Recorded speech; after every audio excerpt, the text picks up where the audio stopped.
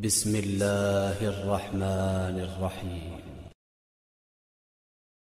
بسم اللہ الرحمن الرحیم الحمد للہ رب العالمین والصلاة والسلام علی رسولہ الکریم وعلی آلہ واصحابہ اجمعین اما بعد فاعوذ باللہ من الشیطان الرجیم بسم اللہ الرحمن الرحیم فاعلموا ان اللہ مولاکم فنعم المولا ونعم النصیر۔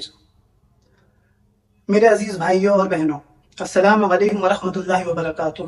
امید کرتا ہوں آپ سبھی حضرات خیر و عافیت سے ہوں گے جہاں بھی ہوں گے، اور میں آپ کا ہوسٹ محمد سلمان بن سلیم آپ کا ویلکم کرتا ہوں آج کے سوال و جواب کے سیشن میں، جس کا ٹاپک ہے امت کے کچھ ایسے سوالات جو ہمارے ذہنوں میں آتے ہیں بٹ ہم اس کو کسی سے پوچھنے سے گھبراتے ہیں کہ کہیں کوئی ہم پر کفر کا فتویٰ نہ لگا دے، کہیں کوئی ہمیں الٹا سیدھا نہ بول دے۔ اور جو سوالات آپ نے ان سے پوچھے ہیں وہ میرے پاس موجود ہیں، تو انشاءاللہ وہ سوالات میں ان سے پوچھوں گا، اور وہ سوالات موجود ہیں ہمارے پاس۔ اور جو بھی آپ کے سوالات ہیں وہ آپ ہماری جی میل آئی ڈی www.quransunnahpodcast@gmail.com پر میل کر سکتے ہیں۔ جو بھی آپ کے XYZ سوالات ہیں یہ ان کے جوابات دیں گے، میں ان سے پوچھوں گا قرآن اور سنت کی روشنی میں۔ تو آئیے اس پروگرام کو ہم شروع کرتے ہیں، اور میرے ساتھ میرے عزیز دوست محمد شہباز بن عبد الرحیم خان جو ان سوالات کے جوابات دیں گے قرآن اور سنت کی روشنی میں۔ قرآن سننا پوڈ کاسٹ۔ جی شہباز بھائی، امید کرتا ہوں آپ خیریت سے ہوں گے۔ وعلیکم السلام ورحمۃ اللہ وبرکاتہ۔ آپ کے پاس جتنے بھی سوالات آ چکے ہیں آپ اللہ کا نام لیں، سوال کریں۔ جی شہباز بھائی، تو عثمان بھائی ہیں حیدرآباد سے، انہوں نے سوال کیا ہے کیا قرآن ہم تک ادھورا پہنچا ہے؟ جو یعنی قرآن ہے، قرآن شریف ہے، اس میں کچھ آیات یا کچھ سپارے غائب ہوئے تھے، جیسے کہ ایسا ہمیں سننے کو ملتا ہے کہ بکری جو ہے وہ کچھ سپارے کھا گئی تھی، یا کچھ حضرات یہ بولتے ہیں کہ جو حضرت امام مہدی آئیں گے وہ قرآن شریف مکمل واپس لے کے آئیں گے، اور جو ہمارے پاس فی الحال موجود ہے وہ ادھورا ہے، اور ہم ادھورے قرآن کو فالو کرتے ہیں۔ تو کیا یہ بات درست ہے؟ دیکھیے، حقیقت ایسی ہے کہ جو آپ نے یہ سوال کیا ہے یہ بات سچ ہے کہ یہ افواہ بہت زیادہ گھومتی ہے، لوگ باغ اس پر بات کرتے ہیں، لیکن یہ ہے کہ بر صغیر کے مسلمان ایسی بات کرتے ہیں جو فرقے ہیں۔ جی، تو یہ ایک فرقہ ہے، یہ ایک فرقہ ہے، وہ اس طریقے کی بات کرتا ہے جس کا عقیدہ ہے کہ قرآن ادھورا ہے۔ کہ قرآن ادھورا ہے، بالکل۔ البتہ یہ کہ حقیقت یہ ہے کہ بخاری شریف کے اندر حدیث ہے، اما عائشہ امت کی ماں اپنے ایک صحابی کو دین سکھا رہی ہے، اور ان کے پوچھنے پر نہیں سکھا رہی ہے، خود سے سکھا رہی ہے۔ اور میری ماں اما عائشہ رضی اللہ تعالیٰ عنہ فرماتی ہیں علیہ السلام، فرماتی ہیں کہ جس نے 4 باتیں کہیں اس نے اللہ پر جھوٹ باندھا۔ تو وہ 4 کی طرف تو میں ابھی نہیں جاؤں گا، میں اس بھائی کے سوال کا جواب کے لیے میں حدیث کوٹ کر رہا ہوں بخاری کی۔ اما عائشہ کہتی ہیں کہ جس نے یہ بات کہی کہ قرآن جو امت تک پہنچا ہے یہ ادھورا ہے، اس نے اللہ پر جھوٹ باندھا۔ یعنی یہ رسول اللہ کا فیلئر ہے، یہ اللہ کا فیلئر ہے، اور یہ عقیدہ نعوذ باللہ کفر ہے کہ قرآن جو آج ہمارے پاس ہے یہ جو ہے مکمل نہیں ہے۔ اس کے علاوہ آپ دیکھیں کہ سننے میں یہ آتا ہے، لوگ باگ ایسا بولتے ہیں کہ حضرت عثمان رضی اللہ تعالیٰ عنہ کے زمانے میں سارے انہوں نے قرآن کے نسخے چلائے اور پھر سے ریبلڈ انہوں نے ایک پیور قرآن ایک تیار کروایا، مطلب مصحف کی شکل میں، جو مصحف کی شکل کے اندر۔ بالکل ٹھیک کہا آپ نے۔ اس پر ایک امریکہ کے اندر اہل تشیع میں حسن الیاری کے نام کا بھی ایک شخص ہے، وہ بھی کہتا ہے، اپنی روایتیں ضعیف روایتیں پیش کرتا ہے، ضعیف کیا میں کہتا ہوں موضوع روایتیں پیش کرتا ہے، جس پر شیعوں کا بھی کوئی اجماع نہیں ہے، نہ کوئی اس پر تحقیق ہے، کہ حضرت عثمان نے تمام جب قرآن کو آگ لگوائی تھی وہ اس لیے تاکہ ایک کو مصحف بنا سکیں، تو اس میں وہ چینج ہو گیا تھا اور ادھورا پھر ہم تک آیا تھا۔ حالانکہ اما عائشہ بتا رہی ہیں کہ یہ ماننا، یہ بلیو اور یہ عقیدہ بالکل کفر ہے، تو ایسا نہیں ہے، جو ہمارے پاس قرآن ہے وہ بالکل مکمل ہے۔ جی شہباز بھائی، بہت بہت شکریہ جو آپ نے اس کا جواب دیا سوال کا۔ امید ہے عثمان بھائی حیدرآباد سے آپ کو تسلی ہو گئی ہوگی جو بھائی نے اس کا جواب دیا۔ تو شہباز بھائی، دوسرا سوال جاوید بھائی پوچھتے ہیں دہلی سے کہ آپ کس سے متاثر ہیں، کس علماء سے، کہ آپ کس کو سنتے ہیں، کس کو فالو کرتے ہیں؟ کیونکہ جو آپ کی ریلز ہیں جتنی میں نے دیکھی ہیں اس سے ایک بات تو صاف ہے کہ آپ بریلوی علماء کو تو بالکل بھی نہیں سنتے۔ تو شہباز بھائی، یہ میں بھی جاننا چاہتا ہوں اور جاوید بھائی کے ساتھ ساتھ کہ آپ کس سے متاثر؟ مولانا طارق جمیل صاحب، مفتی طارق مسعود صاحب، انجینئر صاحب، ڈاکٹر ذاکر نائک صاحب، بہت سارے نام ہیں، آپ کس سے متاثر؟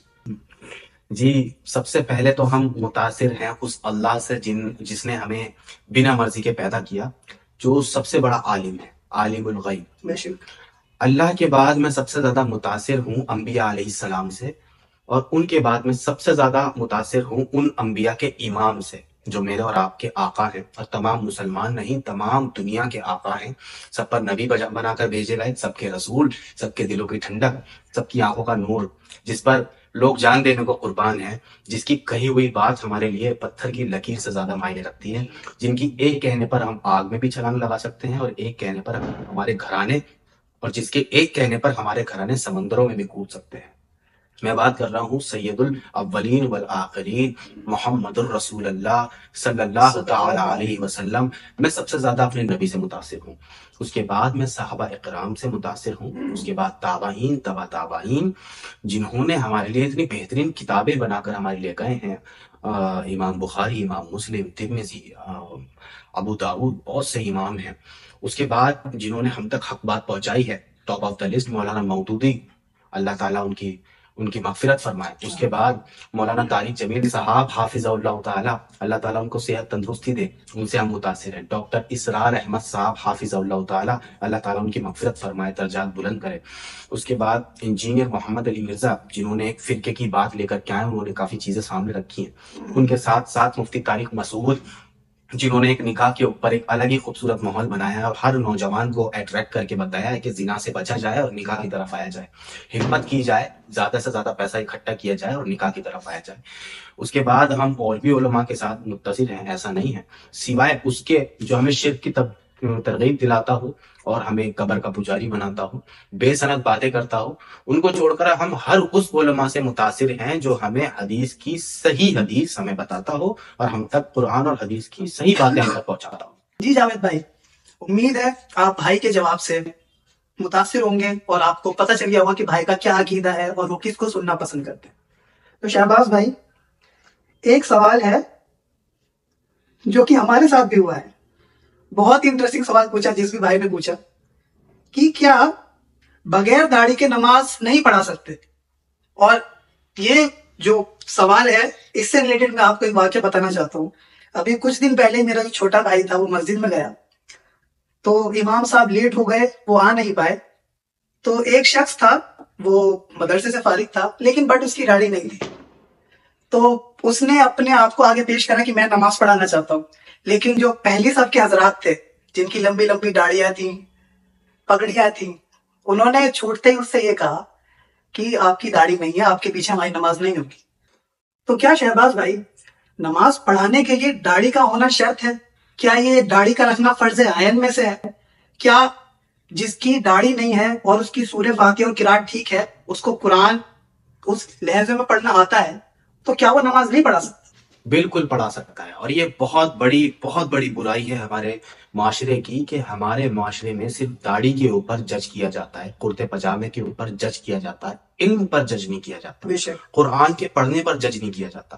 ایک شخص کو اگر قرآن پڑھنا آتا ہے، اس کو صورتیں یاد ہیں، تو وہ بالکل قرآن پڑھ سکتا ہے۔ آپ جب وہ قرآن پڑھ سکتا ہے تو وہ امامت بھی کر سکتا ہے، شرط صرف ایک ہے کہ وہ بالغ ہو۔ صحابہ میں بھی ایسا ہوا، اللہ کے رسول کے زمانے میں 10 سال کے ایک شخص نے بھی نماز پڑھائی ہے بڑی جماعت کو، اچھا، صرف اس بیسس پر کہ ان کو قرآن پڑھنا نہیں آتا تھا، جو بہت بڑی پبلک تھی، اور جو یہ اللہ کے نبی کے وقت میں انہوں نے کلمہ پڑھا تھا، ہمارے نبی کی بیعت کی تھی، ان کو 10 سال کی عمر میں قرآن پڑھنا آتا تھا۔ اچھا، تو ہمارے معاشرے کے اندر یہ بہت بڑی کمی ہے، بہت بڑا بلینڈر ہے کہ ایک ایسے نوجوان جو 13، 14، 15، 16 یا 20 سال کا بھی اگر شخص ہے، اس کی داڑھی نہیں آ رہی ہے لیکن اس کو قرآن اچھا پڑھنا آتا ہے، جی، اور اس کے اگینسٹ ایسے لوگ کھڑے ہیں جن کو قرآن لغت کے ساتھ اچھا پڑھنا نہیں آتا، تو ایسا بالکل نہیں ہے۔ نماز وہ پڑھائے اور آگے چڑھ کر کے پڑھائے، بنا داڑھی کے ہے، داڑھی نہیں آتی ہے اس کو، تب بھی وہ نماز پڑھا سکتا۔ جی بہت بہتر شہباز بھائی، اور ماشاءاللہ سے جو سوالات تھے وہ آلموسٹ پورے ہو چکے ہیں۔ اللہ تعالیٰ آپ کو اس چیز کے لیے بہت بہت جزائے خیر عطا فرمائے۔ جزاک اللہ۔ اور ویور سے ایک گزارش، جو بھی آپ کے سوالات ہیں، جو بھی ہیں، جیسے بھی ہیں، وہ آپ ہمارا جو جی میل آئی ڈی ہے www.quransunnahpodcast@gmail.com پر آپ میل کریں۔ آپ خاتون ہیں، آپ لڑکے ہیں، آپ جو بھی ہیں، بزرگ ہیں، جیسا بھی سوال ہو آپ کے ذہن میں ہو، آپ پوچھیں، گھبرائیں نہیں، میں ان سے پوچھوں گا اور انشاءاللہ یہ اس کا جواب دیں گے۔ تو امید کرتا ہوں یہ جو سیشن ہوا اس میں آپ کو سیکھنے کو ملا۔ اللہ تعالیٰ سے دعا ہے کہ اللہ تعالیٰ ہمیں اور آپ کو ان تمام باتوں پر عمل کرنے کی توفیق عطا فرمائے. آمین. سبحان اللہ وبحمدہ سبحانک اللہم وبحمدک ونشہد ان لا الہ الا انت نستغفرک ونتوب الیک. سبحان ربک رب العزة عما یصفون وسلام علی المرسلین والحمد للہ رب العالمین.